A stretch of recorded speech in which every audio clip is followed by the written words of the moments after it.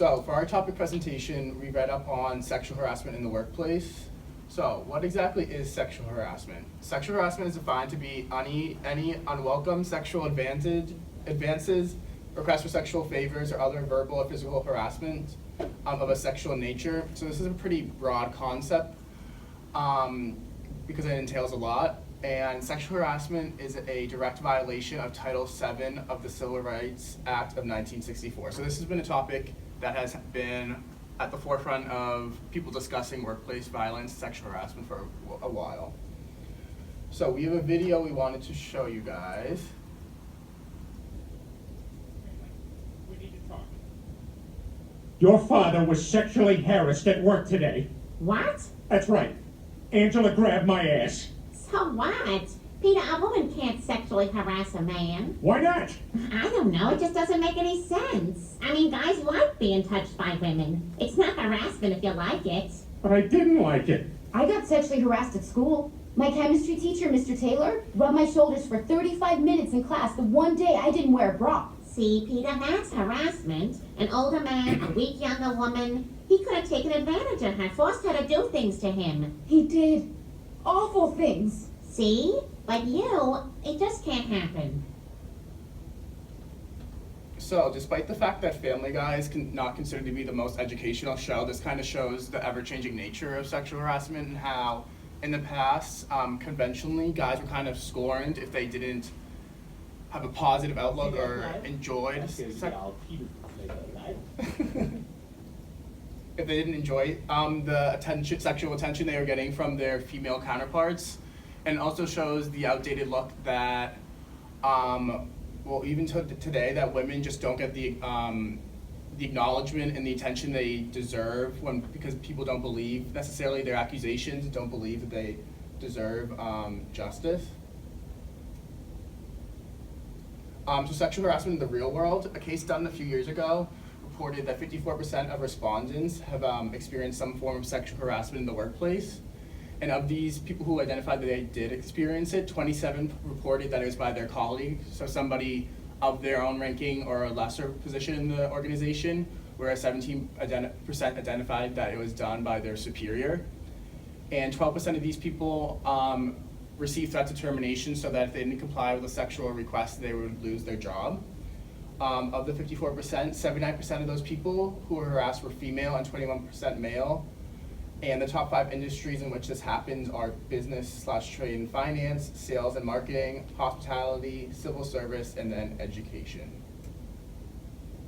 So what do you do if you are being harassed? We have laid out a couple of the go-to steps if this happens to you at work. First, you should indicate clearly that you are uncomfortable. So if somebody's, sexual harassment happens in many different forms. So let's say, for example, you feel like somebody's been making comments toward you that are inappropriate, you should let them know, because that will probably end the situation. Sometimes people don't know that they're making other people feel uncomfortable. And if it don't stop, you should start collecting evidence in forms of documentation. So when you go tell other people, you have some credibility. And you should alert somebody. So this can start at like a small level by telling a friend what happened or telling a colleague. And if the issue keeps continuing, you should go to upper management. And eventually you can contact HR, who will end up taking the case to the next level and usually give you really good guidance on what to do and bring it into the whole system as a bigger issue. And if you're going to do something like go to court, or if it's going to become a legal issue with the company, you have to think strategically about who will testify for you. Do you have any witnesses? What about the people you talked to before? Will they testify on your behalf? And this goes included with staying updated on the investigation. So you want to know what's going on, and you want to make sure you have control of the investigation. And it would be a good idea to avoid the perpetrator. So the person who's making you feel uncomfortable. In some situations, it's really hard to avoid people in the workplace, but don't put yourself in situations where it could happen again, like going out to do a one-on-one project with them or being alone with them after hours in the workplace. And one last thing you should do is make sure that you're keeping control of your own mental health, so you should consider going to a counselor, calling a hotline, or talking to a therapist, because you don't want this to ultimately affect your own work life and affect your own personal life so badly that you can't even work anymore. You want to make sure that you have yourself in check and that you address the problem and don't just forget about it and act like it didn't happen. Which leads me into the next slide. What should I not do? So if sexual harassment is happening, don't be unclear with being uncomfortable. You want to speak up and tell somebody that you feel like the situation is inappropriate, and you have all rights to do so. So don't be timid or indirect. You know, you have to have a backbone, stand up for yourself. This is your workplace. You deserve respect just as much as everybody else. And this is a really important one. Don't blame yourself if this happens. So somebody with an internal locus of control would probably end up blaming themselves and seeing all the reasons as to why they caused a sexual harassment incident, when really this is an issue of the perpetrator who should be blamed. Don't brush it under the rug. You should address the issue, find the witnesses, gather your evidence, and go talk to someone if you feel you really need to, and if you feel the situation is bad enough.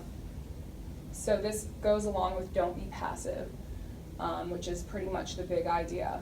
Just don't be too aggressive. So if you're going to tell someone about the situation, you don't want to come off as being like really emotional and crazy, but you don't want to be too calmed down about it. You want to have a perfect level of assertive communication where you're just being clear about what happened. You don't want to be like Sammy in Jersey Shore, an emotional mess, just screaming. That's the picture we have, just so everyone knows. But yeah, you want to find a good balance between being passive and being aggressive. So you just want to be assertive and talk about the situation and have credentials. So now we're going to talk about upper management's role in the process of dealing with sexual harassment. So it's important for management to have an appropriate sexual harassment policy in place, and for them to make sure that employees are aware of the policies in place when being initially trained upon being hired. They should also have clear documentation of any past sexual harassment reports in case they were to ever need them in the future, whether it be for a legal matter, etc. They should also make sure that they respond to sexual harassment complaints in a confidential and timely manner, because the sooner it's dealt with, the better. And they should use their emotional intelligence to determine whether they should provide the victim being sexually harassed with proper resources such as therapy. Lastly, in any case where an employee is terminated, management should always make sure that they're respectable and act professionally no matter what the situation may be.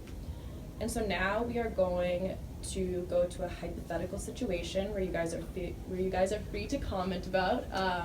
So your boss has suggested that if you two were to develop a relationship outside of work, then promotions, bonuses, and other benefits would come your way. You are not interested in the relationship, but worry that you're not going to get a fair chance at the promotion. What would you do?